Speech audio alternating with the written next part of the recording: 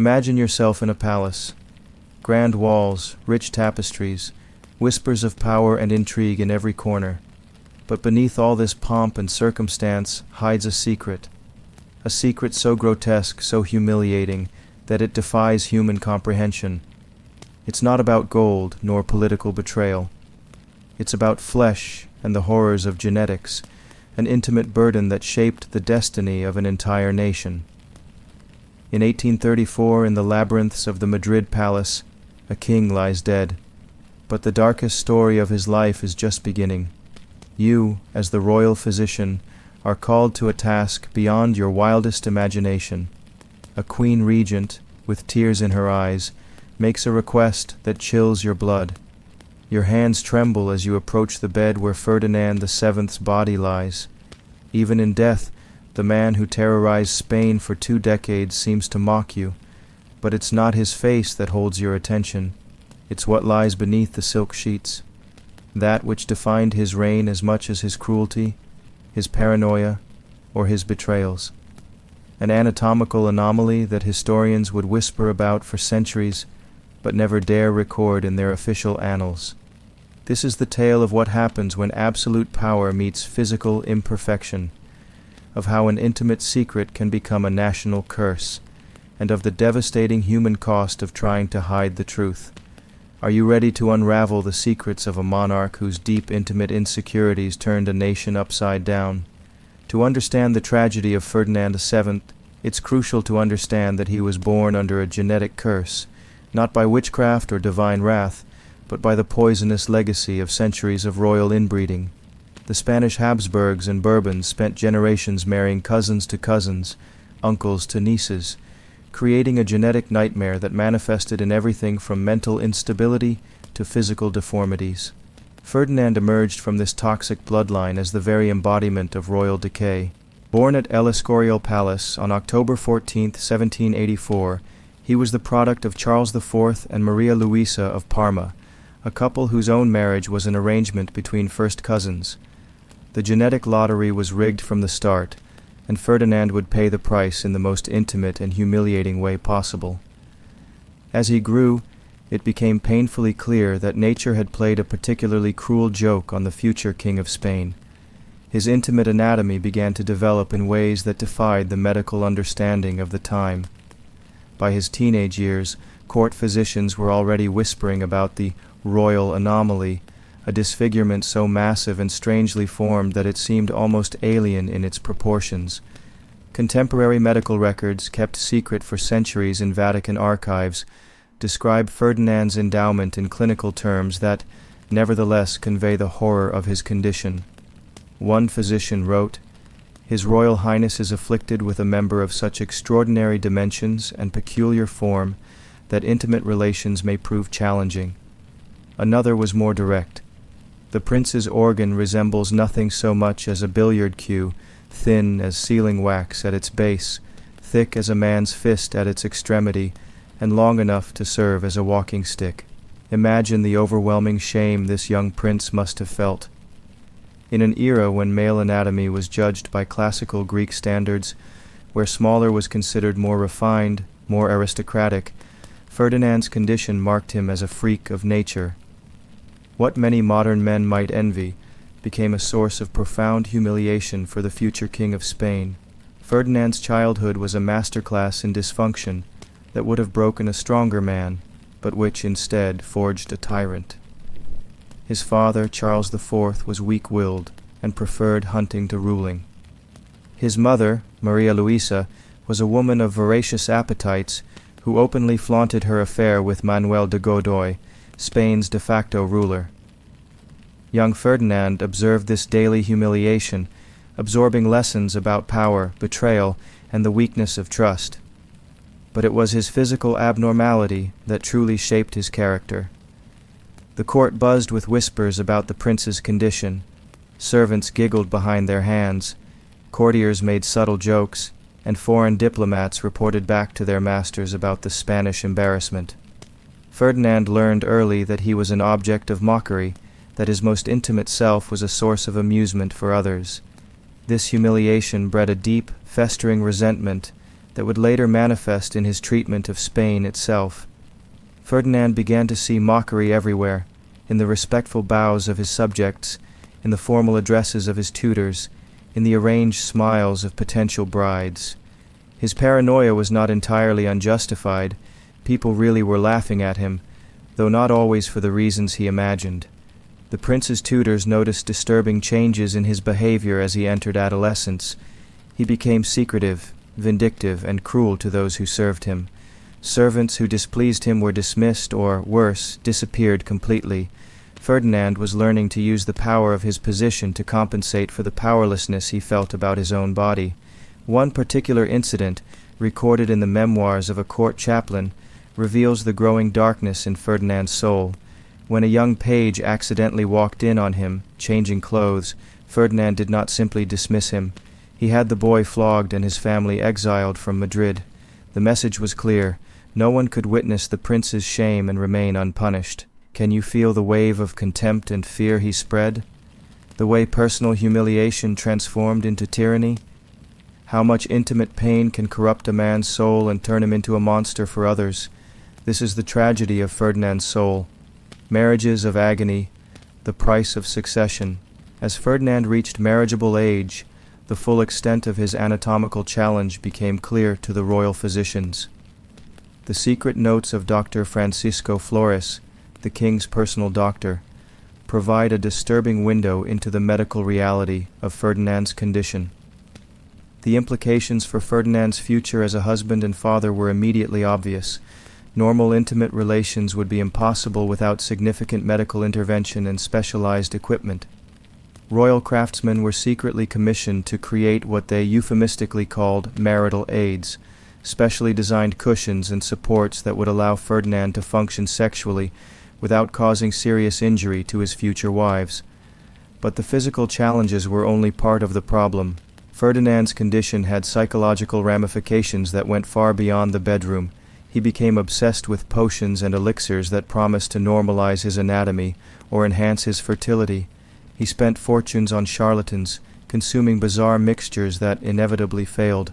In 1702, Ferdinand married his first cousin, Princess Maria Antonia of Naples and Sicily. The young princess arrived in Madrid with romantic notions, but the wedding night was a horror. Witnesses report that Maria Antonia began screaming as though she had seen the devil himself, pointing and crying, "Monster! Monster!" What followed was less a romantic wedding night than a medical procedure, with physicians called in to explain to the horrified princess what would be required of her. The trauma was so great that she needed laudanum to endure the relations. Maria Antonia would develop what modern psychologists would recognize as severe sexual trauma, becoming addicted to laudanum as a way to escape the horror of her marital duties. Their attempts to produce an heir became a ritualized nightmare that repeated itself with tragic regularity. Twice Maria Antonia became pregnant, to the joy of the court, but both pregnancies ended in devastating miscarriages.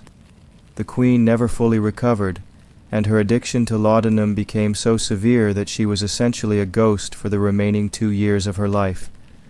Ferdinand's reaction to these losses revealed the true depths of his selfishness and cruelty. Rather than showing compassion, he became convinced that she was deliberately sabotaging their chances of producing an heir. His accusations destroyed what little remained of Maria Antonia's mental health, and she died in 1807, at the age of 21, of fever and complications from her delicate constitution. The truth was far darker. She had essentially died of despair, her body and mind destroyed by years of sexual trauma, drug addiction, and psychological abuse. Can you feel the weight of Maria Antonia's despair, the silent torture she faced? The way intimacy, which should be an act of love, turned into an instrument of suffering and humiliation? This is the tragedy of life in Ferdinand's court. Paranoia contaminates the kingdom, the price of obsession. Ferdinand's obsession with an heir led him to marry 3 more times. Each marriage, a repetition of the nightmare, with wives suffering similar traumas. Maria Isabel of Portugal, his second wife, was equally young and naive, and the wedding night was a terrifying disaster, with screams of terror and pain echoing through the palace corridors. Isabel never recovered, developing a stutter and flinching whenever Ferdinand entered a room. She languished and died after 2 years of marriage. Maria Josefa Amalia of Saxony, his third wife, attempted a more clinical approach to the union, meticulously documenting the attempts. But not even her objectivity could overcome the impossibility of Ferdinand's condition. The pressure to produce an heir became an all-consuming obsession for both of them and the Spanish court. The royal bedchamber became a laboratory of sexual experimentation, pushing the boundaries of human endurance and dignity. Queen Maria Josefa herself died after a devastating premature birth, which Ferdinand himself, without medical knowledge, oversaw in what should have been a private and medical process. Do you perceive how one man's obsession can become the ruin of a kingdom? How the pursuit of something as personal as an heir can plunge an entire country into chaos and tyranny? Do you feel the suffocating sensation of the court, where a couple's intimacy becomes a grotesque spectacle? The paranoia that consumed Ferdinand's final years manifested in ways that shocked even the most cynical courtiers. He began conducting random inspections of his wife's chambers, bursting in with armed guards to catch her in imagined acts of treason. Espionage and distrust became the daily bread of the palace. Maria Cristina, his fourth and last wife, lived in a glass cage, every breath monitored for signs of rebellion. The economic costs of Ferdinand's paranoia were staggering. The crown spent enormous sums on security measures, spy networks, and loyalty investigations, while the Spanish treasury emptied and its people suffered. Spain became a laughingstock in Europe, its decline symbolized by a ruler whose most intimate failures had become public knowledge. The sense of despair of a people who watched their king languish in his own madness, while the country fell apart. The frustration of seeing resources spent on a personal quest, while the nation cried out for help. When Ferdinand VII finally died in 1833, the peace that had eluded him in life finally found him. The official cause was listed as gout, but palace physicians privately acknowledged that the king had essentially died of exhaustion, physical, psychological, and spiritual, brought on by decades of sexual frustration and political paranoia. The autopsy of Ferdinand VII, conducted in secret by the same physicians who had spent years trying to solve his anatomical puzzles, revealed the full extent of nature's cruel joke. The king's member, preserved for medical study, measured an astonishing 14 inches in length and varied dramatically in girth from base to tip, exactly as contemporary descriptions had suggested. More disturbing was the discovery of internal scarring and deformity that made normal sexual function essentially impossible, explaining decades of failure and frustration. But the autopsy also revealed something else, evidence of deliberate self-harm dating back to Ferdinand's teenage years. The king had apparently spent decades attempting various forms of self-surgery, trying to modify his anatomy to make normal intimacy possible. These pathetic attempts at self-correction, performed in secret with whatever tools he could acquire, only worsened his condition, adding layers of psychological trauma to his physical abnormalities. The preserved organ, along with detailed medical drawings and written observations, was sealed in the Vatican archives, where it remains to this day. Church officials deemed the material too disturbing and too politically sensitive for public knowledge, creating one of history's most bizarre state secrets. Feel the profound sadness of a man who secretly mutilated himself, desperate to be normal. The sense of horror at realizing the extent of his self-mutilation, the cruel irony of having such an intimate secret guarded forever. The story of Ferdinand VII serves as a grim reminder that power without wisdom is dangerous, but power combined with personal dysfunction can be catastrophic. His reign demonstrated how individual psychological damage can metastasize into national trauma, how private shame can become public disaster, and how the most intimate human failures can echo through history with consequences far beyond their original scope. His 3 marriages, his wives who lived in agony, his daughter of questionable paternity, his terrorized subjects, and his ruined kingdom, all paid the price for a genetic lottery that went wrong centuries before any of them were born. In the end, Ferdinand VII achieved a kind of immortality but not the kind he sought. His name lives on not as a great king or successful ruler, but as a cautionary tale about the dangers of allowing personal dysfunction to masquerade as political power. His anatomical legacy, hidden in the Vatican vaults, serves as a reminder that some secrets are too disturbing for history to acknowledge, too human for legend to embrace, and too tragic for time to heal. The silk sheets that once covered his deformed body now covered a kingdom equally damaged, equally unable to function as nature intended.